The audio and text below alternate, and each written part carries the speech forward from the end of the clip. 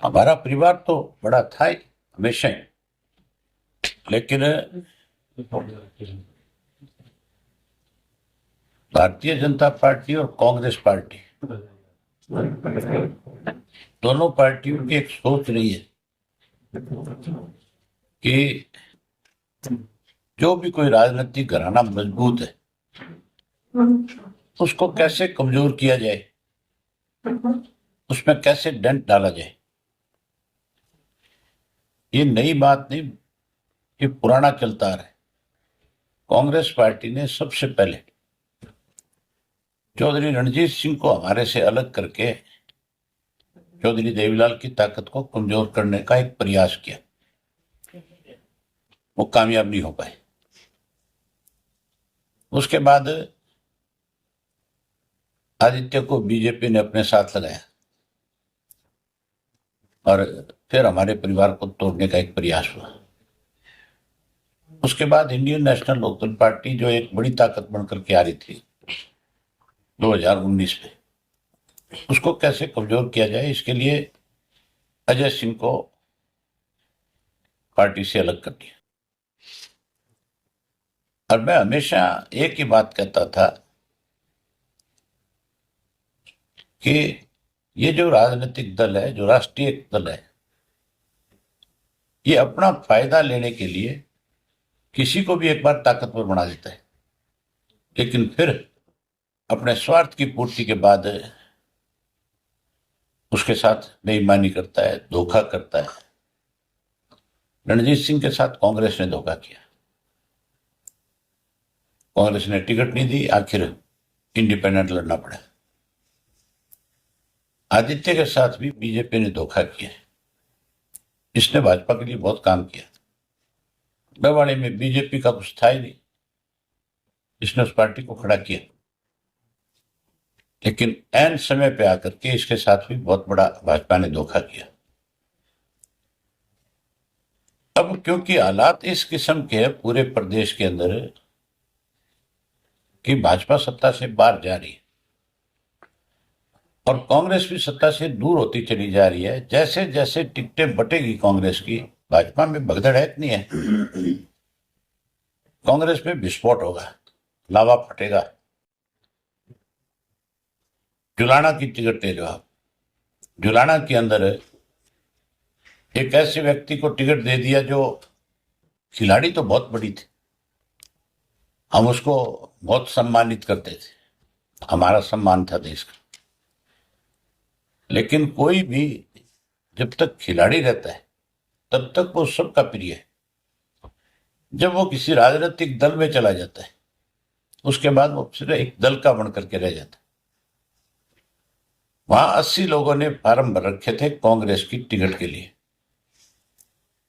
अब उन 80 लोगों ने कल ही जैसे टिकट अनाउंस हुई उसके बाद ये कहा कि हमारे 20-20 हजार रुपए वापिस करो। आपने उस व्यक्ति को टिकट दे दी जिसने 20,000 का फार्म भी नहीं भरा। टिकट तो दूर गई, हमारे पैसे तो दे दो। ये बड़ी बगावत है कि नहीं है? 80 लोग जिन्होंने फार्म भरे आज वो पैसा मांग रहे हैं और वो हुड्डा के खिलाफ नारेबाजी कर रहे हैं। ये तो एक कॉन्स्टिट्यूंसी है। जब सारियों पे टिकटें बटेगी तब आप देखना इन बाप बेटा को कोई सड़क पे नहीं चलने देगा, इनके कपड़े उतार देंगे लोग। और Indian national Lokdal party, Bahujan Samaj party जो है, वो पार्टियां हैं दोनों राष्ट्रीय। अब स्थानीय मुद्दों का चुनाव है, अब विश्वास का चुनाव है। पूर्ण सत्ता में आने के बाद ज्यादा सुविधा दे सकता है, इस बात का चुनाव है। चौधरी देवीलाल जब भी सत्ता मेरे जो वायदा करते थे पूरा करते थे। चौधरी ओम प्रकाश चौटाला ने 5 साल के अंदर सरकार आपके द्वार कार्यक्रम के तहत बहुत सारी सुविधाएं दी थी। बिना भेदभाव के सबको रोजगार दिया था, बिना भेदभाव के हर डिस्ट्रिक्ट में काम किया था। आज लोगों का विश्वास फिर हमारी पार्टी की तरफ बढ़ा है। आज हालात इस किस्म के है कि इन दोनों पार्टियों में से कोई पूर्ण बहुमत के साथ नहीं आएगा। हम 20 से 25 सीट जीतेंगे और सारी ताकत हमारे हाथ में रहेगी। किंग मेकर बनेंगे? नहीं, किंग मेकर नहीं बने, किंग बनेंगे। जो किंग मेकर बने थे आज हाशिए पे आ गए कि नहीं आ गए? हमने कभी किंग मेकर की भूमिका नहीं निभाई। चौधरी देवीलाल सीधे मुख्यमंत्री बने थे और चौधरी ओम प्रकाश चौटाला भी किसी मंत्रिमंडल में शामिल नहीं हुए थे। मैं भी किसी के दरवाजे पे नहीं जाऊंगा, बनूंगा तो मुख्यमंत्री बनूंगा, नहीं विपक्ष में बैठ करके लोगों की आवाज बढ़ूंगा। आदित्य के आने से हमारा जो डवाली विधानसभा क्षेत्र है, जहां इसने मेहनत करी है, वहां लगातार लोगों की एक भावना थी कि हमें इकट्ठा होना चाहिए और यहां की जिम्मेवारी इसको सौंपनी चाहिए। मैंने इसके लिए सर्वे कराया था और लोगों की भावनाएं जो थी, जो कार्यकर्ताओं से बात होती थी, हमने उसको आगे बढ़ाया। आज इंडियन नेशनल लोकदल पार्टी की 5 सीटें सरसा की कंफर्म होगी। डवाली से कल आदित्य नॉमिनेशन फाइल करेगा, चौटाला साहब स्वयं नॉमिनेशन फाइल कराने जाएंगे और आज हजारों लोग जो है, जिनके साथ लगातार ये संपर्क कर रहा था, जिनसे मिल रहा था, जिनके काम किए, वो सारे आए हुए थे और सब लोगों ने बहुत खुशी जाहिर करी इस बात की कि हमारी मेहनत जब रंग ले आएगी। मुझे बहुत भरोसा है डवाली के लोगों पे। हमारे साथ डवाली के लोगों का राजनीतिक रिश्ता नहीं है, हमारे और डवाली के लोगों का रिश्ता सामाजिक और पारिवारिक है। लोग खूब खुल करके समर्थन देंगे, आशीर्वाद देंगे और बहुमत के साथ जिताएंगे। आज ही जो वहां की वीडियोग्राफी आप लोगों ने करी है, जो तुम दिखाओगे अपने सोशल मीडिया से, इलेक्ट्रॉनिक मीडिया से, तो जो कोई चुनाव के मैदान में घूम रहे हैं, जो कोई सहारा ले रहे हैं हमारे नाम का, आज उनकी असलियत सब लोगों के सामने आ जाएगी।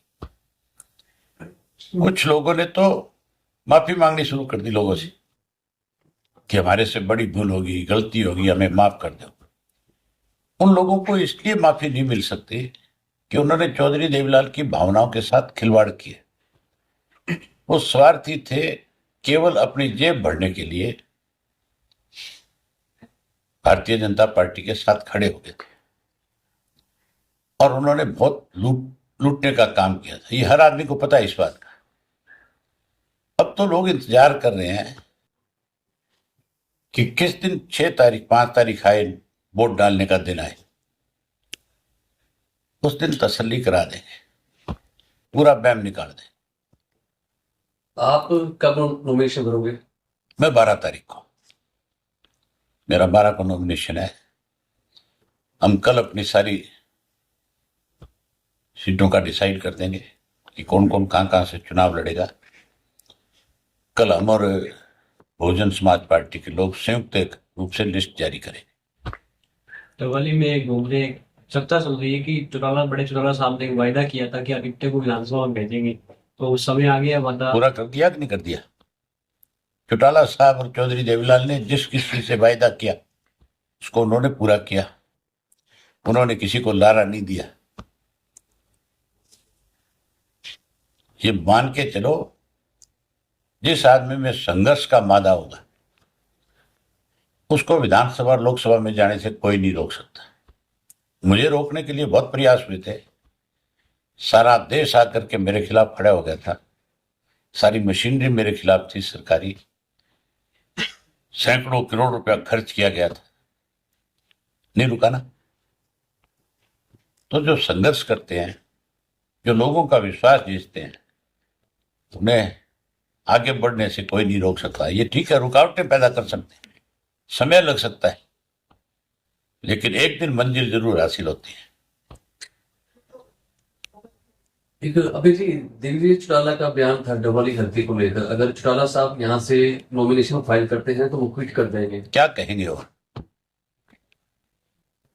क्या कहेंगे?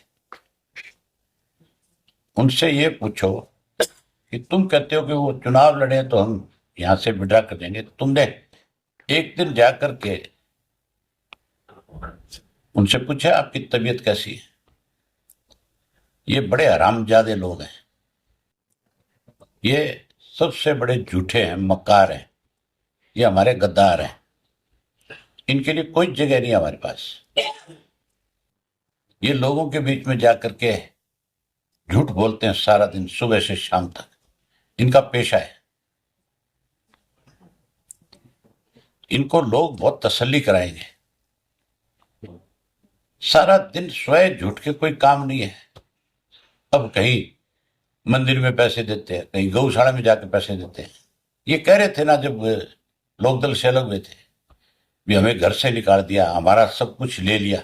ये पैसे आए कहां से इनके पास?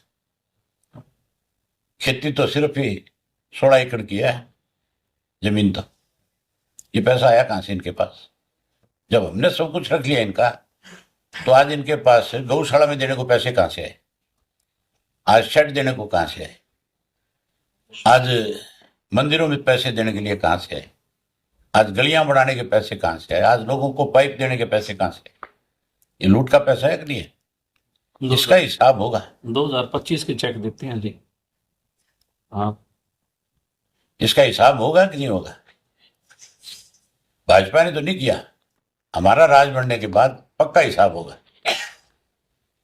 जिन जिन्होंने लोगों ने इस प्रदेश के अंदर लूट मचाई है, हम बिना भेदभाव के, हम तो विजिलेंस से, पुलिस से, इससे कोई इंक्वायरी नहीं कराएंगे, हम जुडिशरी इंक्वायरी कराएंगे, ताकि कल को कोई हमारे ऊपर ये उंगली ना उठाए कि ये तो परेशान कर रहे हैं।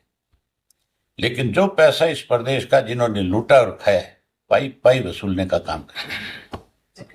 सर लगातार अभी चुनाव प्रचार जारी रहेगा। बड़े नेता हैं, देश के अन्य क्षेत्र से भी हैं, बादल साहब हैं, जिस तरीके से हरियाणा भी काफी होता है। क्या आने वाले समय में इनेलो के लिए बादल साहब भी आएंगे? कल ही मिसेस सुखबीर जो है, जो मेंबर पार्लियामेंट है, हाँ, वो नॉमिनेशन पे आ सकते हैं। उनसे बातचीत हुई है, आज उनका पता लग जाएगा है। अभी बता रहे हैं। हाँ, आ जाएगा उनका मैसेज, मेरी ख्याल जरूर आएंगे। अगर वो नहीं आ पाए तो उनकी पार्टी का कोई सीनियर लीडर आएगा। हमारा और अकाली दल का समझौता है, और समझौते के साथ साथ हमारे पारिवारिक रिश्ते हैं।